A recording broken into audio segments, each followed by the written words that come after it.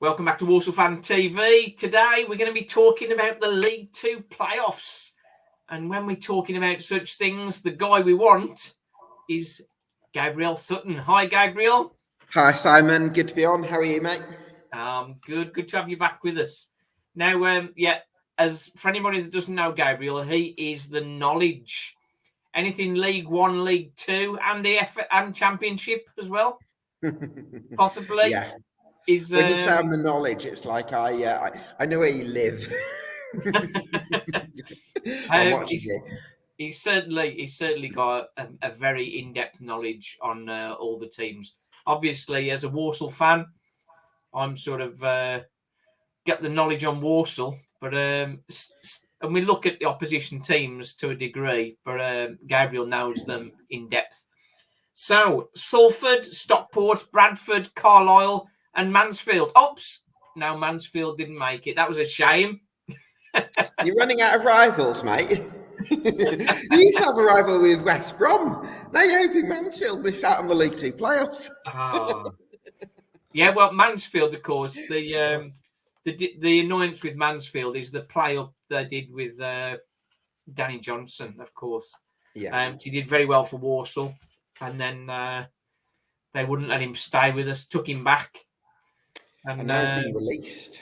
Derailed us. Yeah, he's been released now. He's posted on Twitter some of his memories of the season, which sort of points towards potentially coming back to Walsall. But we shall have to wait and see. I think it's probably unlikely, to be honest. A lot of people seem to think it's quite manager sort of driven, that his relationship with Michael Flynn would be quite a big factor, and a few people seem to think it's more likely he's going to go to Swindon than go back to Walsall. So, I mean, again, I think whether Walsall are going to recruit players while they haven't got a manager or a sporting director for that matter, I'm not so sure. Yeah, I think it's probably unlikely. I think at the moment, but you never know. You never know. He did enjoy his time here, and I think with the goals he scored, maybe another pop at League One for him would be something. If I was in his group, you get some striker players though, Simon, that kind of a League Two specialists, where ability-wise they could play at a higher level. But for some players, they'd almost rather play in a better team that's challenging for promotion than go to, say, for example, a Shrewsbury or a Burton in League One, where you're likely to be up against it and maybe not playing that kind of way. So, Danny Johnson is a bit of a poacher. I wouldn't surprise me if he goes to one of the bigger League Two clubs rather than somewhere in League One. Yeah, it depends on the personality of the guy, doesn't it? Sure. Like Danny Hilton, for example, had a few seasons in League Two when he won promotion and could have got easily played in League One. So some people like to be a League Two specialist. And then you've got the Paul Mullin wants to play in the National League where the money is. Yeah, exactly. But yes, we're here today to talk about the playoffs. First up, Salford against Stockport. Now, I think I know which way that's likely to go. I think Stockport are going to have way too much for them. So I would have expected to be really pro Stockport going into the playoffs, but the big concern for me is they're without Kyle Wootton. I don't know if you've seen him play this season, Si, but he's been absolutely crucial to the way Stockport play, because although I wouldn't call them an uber direct team under Dave Chalmers, they do like to get the ball forward early and then sort of play from there. But the other strikers they've got tend to be better sort of facing goal rather than with their back to it. So I think missing Kyle Wootton could be a blow for them, and that's a challenge they'll have to overcome. But I'm not hugely mad on Salford either. So, I can see why you'd favour Stockport. Wootton is a sort of a bad drop for them. Start of the season, they weren't over keen on Wootton. They weren't over keen on him. But they've grown to like him as he sort of progressed through the season. But of course, the injury sort of means they'll look elsewhere. But they have got a good squad. Sure. They've got plenty of good attacking players. Point I'd actually bring up, Simon, would be if you're looking at this from a Walsall perspective, I think you want Stockport to go up so that they're out of the picture for next season, because I think there's a question mark with Carlisle. I think there's a question mark with Salford. I think there's a question mark with Bradford. I think if Stockport stay down, I think you might as well tick off a playoff spot or top 7 spot right there and then, because I don't think they're going to finish lower than the top 7 next season. Probably, they're going to try and finish in the top 3, but certainly top 7. Whereas I think there's maybe doubts over the other 3. So I think from a Walsall point of view, you want Stockport to win the playoffs. So, what do you think Salford's chances are then? Fairly limited? Yeah, I think they've got a handful of really good players. They've got Luke Bolton, who's really impressed me. I love Elliot Watt, the playmaker at the base of midfield. He's one of the top assisters in League Two as well. But I think that they've obviously changed manager a lot over the last few years. From what I can gather, head coach Neil Wood has been under a little bit of pressure as well before the run of 4 wins and 6, I think it was, towards the end of the season, where they scored a few late goals. Yeah. I'm not really sold on Salford, to be honest. The thing with Salford, Thomas Asante, he was such a massive player for them. Sure. And with a player of his quality, they didn't make playoffs. He goes off to West Brom, and then suddenly they're in the playoffs. Yeah, that's weird. Isn't it? They haven't got a player of the quality of Thomas Asante they haven't replaced him, really. Yeah, I don't. No, that's a really interesting one, because I wouldn't say they have, like you, I wouldn't say they have found a really good replacement for Thomas Asante. They've obviously got Callum Hendry and Conor McCullany, but I don't feel like they've really replaced his individual quality, and yet they have been able to get into the playoffs. So yeah, it's a strange one, isn't it? Yeah. Obviously Bradford, Carlisle. I think Carlisle first. They're a good, solid side, aren't they? But I mean, when Walsall played them, they didn't look anything special, really. Yeah, I mean, I think they've got Owen Moxon, who I think is one of the best midfielders in the league. He's full of running and really good sort of long range passer. A bit like if you've seen Gus Hamer in the Championship, I feel like Owen Moxon's not dissimilar to him. He loves those long range sort of Hollywood passes. So, yeah, they've obviously got the experience of Paul Simpson in the dugout. They've had an incredible season, really, to say that they were in relegation trouble when Simo returned for his second spell last season. I think Carlisle will be strong. Could be without John Mellish, which I think would be quite a big blow, because Mellish sort of allows them to flip formations in games because he's quite versatile. So that could be a bit of a loss for them. But then we come to Bradford. They've got match winners at both ends in Andy Cook and Harry Lewis, the goalkeeper. Yeah. And although I've never been hugely impressed, a bit like you said with Carlisle, never been hugely impressed with Bradford as a collective, but they've got players at both ends. And if you're in tight games, having a great goalkeeper and a great centre forward could be the difference. We touched on the benefit of Danny Johnson for Walsall. It's a striker who can just get a goal out of nothing. Sure. Andy Cook is that guy, isn't he? Well, do you know what? I actually think Andy Cook's more of an individualistic, can create chances for himself in a way that I think Danny Johnson probably needs to be fed a little bit more. I think Danny Johnson's a great poacher in the 18-yard box, a bit like Kevin Phillips in the old days, if you like, whereas I think Andy Cook, he scored goals this season where he's picked the ball up on the left wing, on the halfway line, been able to dribble past 2 or 3 players and then slot it into the far corner. That bit of individual ability can really be the difference in turn. And so I think he's the best striker in League Two. I think he deserves to be playing in League One next season. So we'll see if that's going to be with Bradford. Yeah, I think he would be more than adequate in League One. I think it was League One when he was with Walsall, wasn't it, to start with? Sure, yeah. And I think he's a different type of player now as well, by the way, Andy Cook. I think you like probably the description I've given him to Walsall fans, you'd probably be double taking a little bit and thinking, what? He didn't really do that kind of thing for us. But he certainly maybe changed his game a little bit and become a more rounded centre forward. So fair play to him.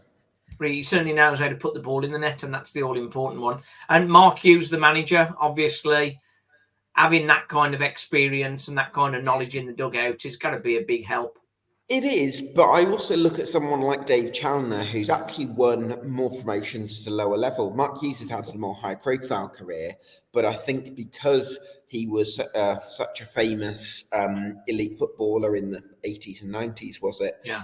Scored those stunning goals for Man United, didn't he?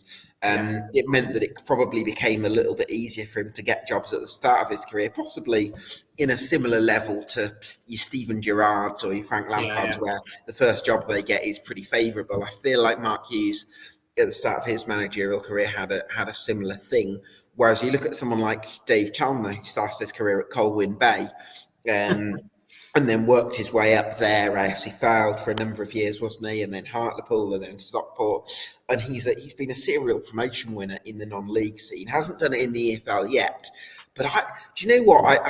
People talk about Mark Hughes. I don't necessarily. I would actually rather have Dave Chalner's sort of promotion know-how than Mark Hughes' sort of higher level experience. Profile, yeah. Yeah, I think that the benefit perhaps with Mark Hughes is you're going to perhaps attract better players because of the name, I think. But then is, as you say, it is down to organising that team, isn't it? It doesn't matter what player, as Chelsea have found out, it doesn't matter how much money you spend on players. If you can't get them playing together, you're going to be in trouble. Kevin Phillips, for example, we may come on to the Walsall manager market later, but Kevin Phillips was in the market for the Walsall job and supposedly one of the favourites after he had won the title in, I think, the Step 3 in non-league, the South Shields. Yeah. They were the only full-time club in a part-time league, and they had by far the biggest budget. From what people have said who are local, said it wasn't even that convincing a title win. And if Kevin Phillips wasn't the name Kevin Phillips, there's no way that he would have been in the conversation for the Walsall. Lake Omlet and Ben Boycott wouldn't know who he was. Let's just be realistic about that. So I think that your name as a manager can have a massive advantage in the current climate where clubs sometimes are looking for sort of PR opportunities, where the fact Kevin Phillips played for Birmingham, played for West Brom, played for Aston Villa even, is more of a local name that might sell season tickets a bit more. But for me, I think that's a false economy. I think you've got to focus on getting the best person for the job in. And you look at someone like a Dave Chalner, and he's been able to succeed everywhere he's been, and fantastic manager. Yeah, I think that would definitely be the wrong appointment if Phillips was to get the job.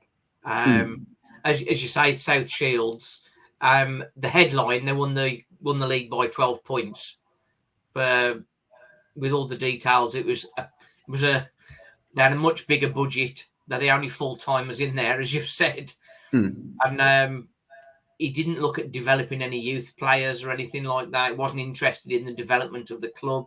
It was a bit of a wham bam, thank you, ma'am kind of thing. It's like, this would be a good one to get me on my way as a manager kind of role. And South Shields, I think, had been in the top 2 for the last sort of 5 or 6 seasons or something like that. So it wasn't a big surprise. So before we get on to just a quick chat about the Walsall manager position, I think, are we both going for Bradford Stockport in the playoff final then? I think Carlisle actually might win it because I think Bradford are too reliant on a couple of individuals. Not to say that they don't have other good players, but I think there is a pretty big gap between Andy Cook and Harry Lewis and the rest of their squad, which there's only 2 or 3 that kind of come close to sort of bridging. I think Stockport, losing Wotton's going to be a massive blow to them due to the way they play. And I'm not convinced by Salford. So on that basis, Carlisle, they're a rejuvenated club under Paul Simpson. They've got a handful of really good players. Okay, they're not in the best form, but they would be my pick for the League 2 playoffs. So I think Carlisle. So you're going for Carlisle. Despite the Kyle Wotton injury, I'm still just about on... Still going Stockport. Just about Stockport. While we're on sort of the Walsall thing, I sort of comment from somebody, like, what are Walsall playing at? It's been 3 weeks. Well, 3 weeks trying to get a guy in is not really a long time if you're interviewing different people. But you'd think they'd be fairly close to it by now. The likes of Kevin Phillips, David Artell, got his name right finally, and the Cowley brothers, I think if they were going to be the new manager, I think that would have been announced by now. So I think we've probably potentially moved on from that. And Graham Alexander, his name has sort of come in a bit more. And Neil Collins. Neil Collins is the former Wolves Sunderland manager. Well, I think we have to be careful with odds, first of all, because they don't necessarily mean everything, because a lot of the time the traders are sort of guessing based on who's betting on things. But sometimes you have these mad spirals where, lots of people happen to bet on something, and then that affects the odds, and it's not always based on something of substance. So I think we have to be careful about that, just first of all. Well, we had Troy Deeney come in as favourite. Well, he was never going to be manager, was he? I don't think he's even got coaching badges yet. He's still a player, I believe, so. He's still got another 12 months on his contract. I'm sure he's not going to switch that lovely contract for the stress of being a manager, I'm sure. Graham Alexander, do you think that's a possible then for Walsall? Could be. He's out of work. He's not a manager that I'm instinctively massively sold on, to be honest with you. And the reason I say that for the Walsall vacancy is I can't remember the specific words, but there was a statement from Ben Boycott that said, we're going to appoint a manager based on this style of play that we want. And I think, I don't want to misquote Ben, but I think he said high tempo, I think he said aggressive front foot football. I don't think that's necessarily Alexander's style. I think that his sides have often been a little bit conservative, quite long ball. I would say that his Salford team were pretty reliant on individual quality more than looking brilliant as a unit. I think to an extent that was the case at Scunthorpe, although it's hard to ignore how they've dropped off since Alexander left. But at Scunthorpe, they did have a lot of backing from Peter Swan at the time, because there was an ambition to get into the Championship. So he had a strong squad, and certainly comfortably a top six budget at Scunthorpe, and possibly even higher at times. So I'm not sure that he can really develop players. I don't feel like I've ever seen Graham Alexander do that. And I think that the stage Walsall are at, I think they're ambitious, but I also think that there's going to be a developmental aspect to what they're going to try and do. I'm not sure about Graham Alexander. He wouldn't be my pick. Yeah, some of the details I looked at, I think I haven't particularly seen his teams play. But from some of the research I've done, it did sound like it was similar to what Ben Boycott had asked for. Sort of very attack-minded teams. No, I don't think his teams are attack-minded, Si. You don't? No, I don't think so. That's a total contrast then to... well, we'll have to find out, won't we? The other guy, Neil Collins, from Tampa Bay Raiders... He went to not Raiders, was it? Raiders. I thought it was the Black Country accent. I'll blame it on that, shall I? I'll blame it on that. But he's sort of played attacking football and got sort of Coach of the Year and that sort of stuff in 2021 in the USL. So he's got some plaudits, but I mean it's a big job, isn't it, for him?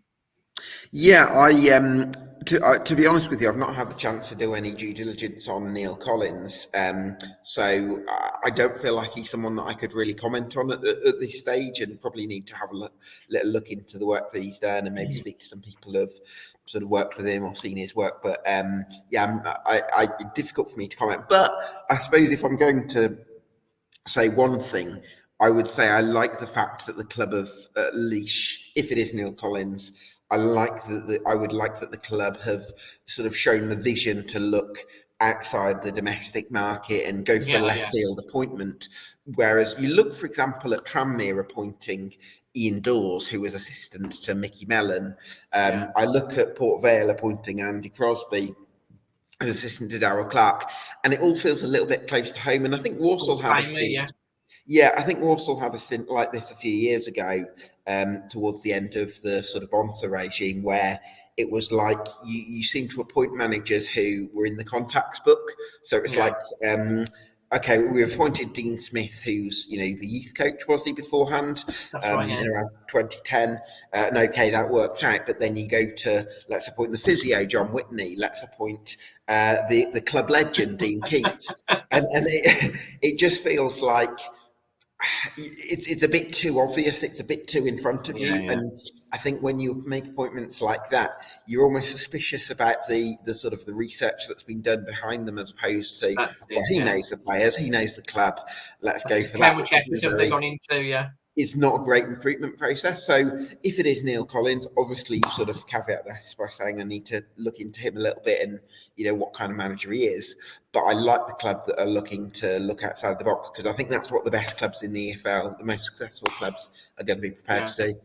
And I think with American owners, having people that got experience of American philosophy and that sort of thing probably works. Sure.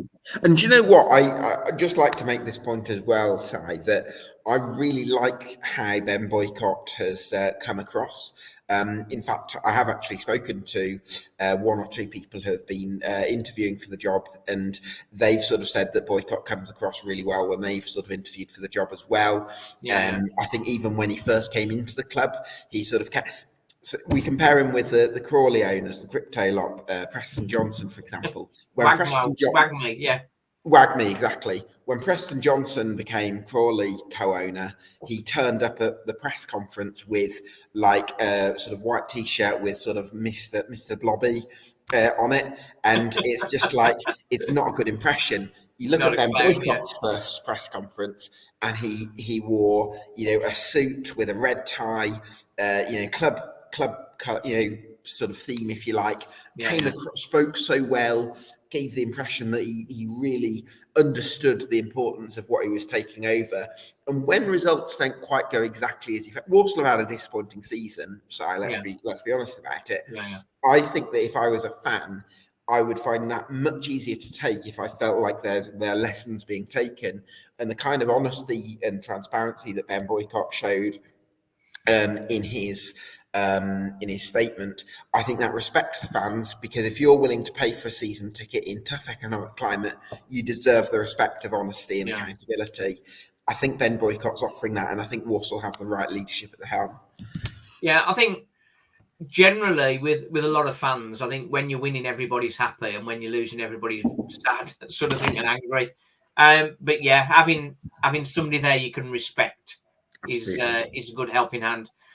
Just very briefly before we close, the Neil Collins, he's played under quite a few different managers. I think it is his first managerial job at Tampa Bay.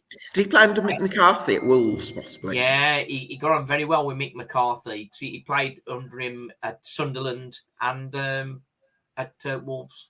And then with his time at Sheffield United, also played under Nigel Atkins, Mickey Adams, Danny Wilson. Danny Wilson's a very smart coach, I think.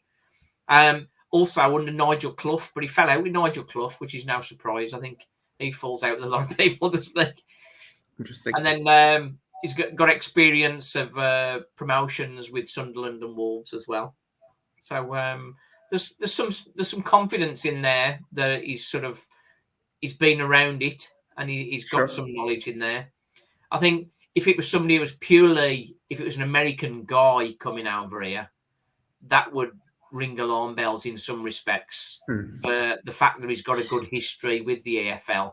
Also, is there the possibility that, and I don't know how popular this is going to be on a Walsall podcast, that having a sort of relationship with Wolves, because I know that it's like you don't like Wolves, and I'm sure they absolutely return the antipathy. I mean, I'm sure Wolves fans absolutely hate Walsall. They're like... Well, now most Wolves fans have got, say, Walsall in their second team. I think there are a lot of Wolves fans that not too keen on the Wolves. I think it's an unrequited rivalry. I think. No, I'm only taking the mick, but yeah, I think. What was I going to say? Yeah, there could be a relationship with Wolves. Is the point being? Because I think if you're looking at it from the Wolves perspective, I think they've got a really good development squad. We've seen players like Chem Campbell go on loan to Wickham and have a good half season there, and there's players like Joe Hodge, who played under Steve Davis, I think, who's quite tight. there's possibility of good loan deals, which could make a difference for Walsall. So if you could put the rivalry to one side. It always amazes me that Walsall, when they get loans, it's not from people from the local clubs. A few years ago, we had quite a tie-in with West Brom and had quite a few players from West Brom. And of course, Tyreek Wright from the Villa. Yeah. But then there's not many. You had Blackett Taylor from the Villa a few years ago as well. Oh, yeah, Corey Blackett Taylor as well. And there was one guy we had from the Wolves a few years ago. I forget his name now. But we haven't had many from there. I forget his name. My head's going. It is that time of the day. Right then. So as far as playoffs concerned, you're pinning your hat on Carlisle. I think Carlisle, yeah. And I'm close between Bradford and Stockport, and I'm going to go with Stockport. So we'll go with that. And for our manager, you say you're not over keen on Graham Alexander then?